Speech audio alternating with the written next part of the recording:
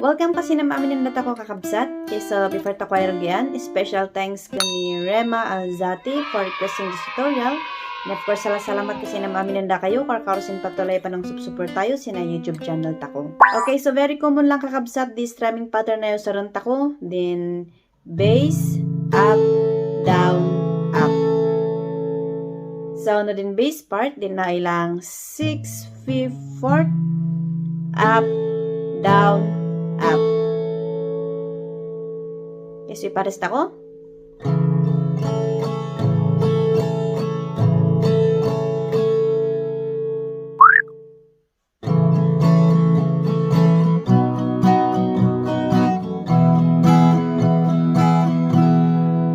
Kanak kay manunggay say kalimusanan sana mindway iyak na paayan dan sinda mo ka magtutuwa sanang kaing paila gamay apaw kay man wag ka baw magbagayan. Verse 2 kanak kabeno tutuwa sang mahikadwa. Okay, so kamanali kakabsat di verse 1 na and nomit ako sin verse 2 parehas mat lang di chord progression na yung saranta ko. Kanak kabeno tutuwa sang mahikadwa ato'y indawat ko amin sang kindaw mo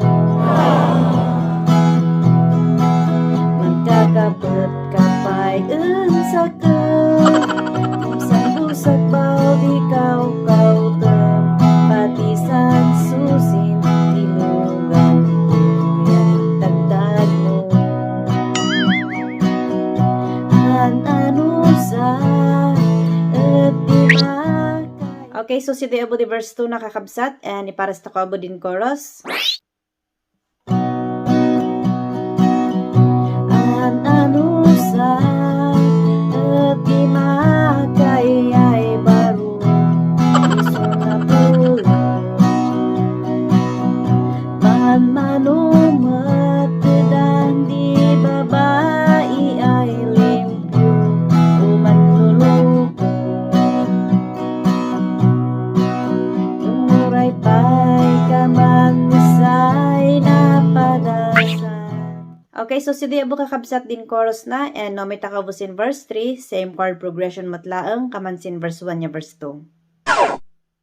Ngumuray pa'y kamanisay na padasan.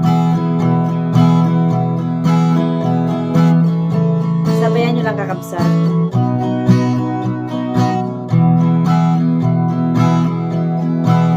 Tanwada magtiman sa nodong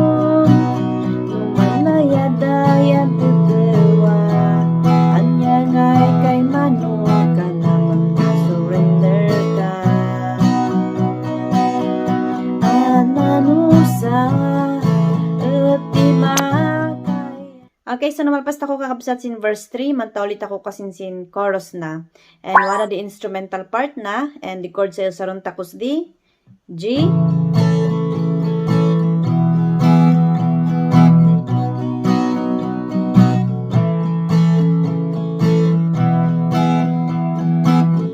chorus kasi. Ananusa di makay ay baro iso na pulo manumat na di babae ay limpyo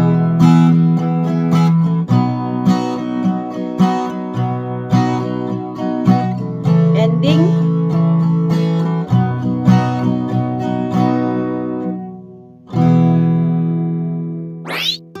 Okay, so kamanali lang kakabsat and ilanta ko lang din song structure na isa description ta ko isa baba. And salamat kasing kakabsat. See you in the next tutorial tayo.